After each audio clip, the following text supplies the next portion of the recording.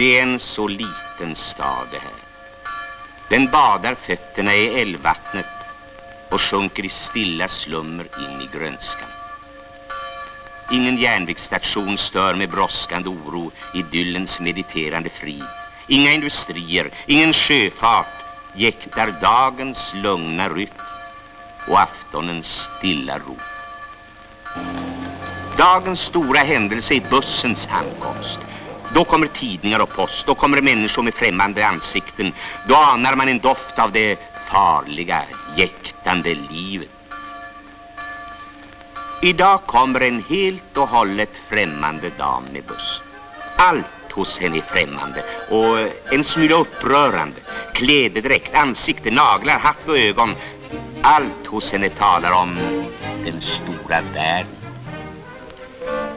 Och ändå kan man på initierat håll ganska väl gissa sig till vad och vem den främmande damens ärende gäller.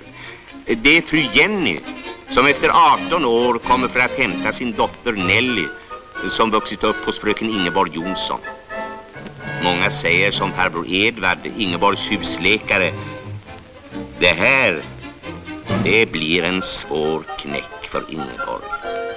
Fröken Ingeborg livnär sig på pianolektioner och på att hyra ut ett rum åt en ung veterinär som heter Ulf, men som hon vanligen kallar Uffe. Stycket kan börja. Jag vill inte påstå att det är något stort och skakande drama. Det är nog bara en vardagspjäs. Nästan en komedi. Vi låter ridån gå upp. Det är fingrarna du spelar mot armbågarna.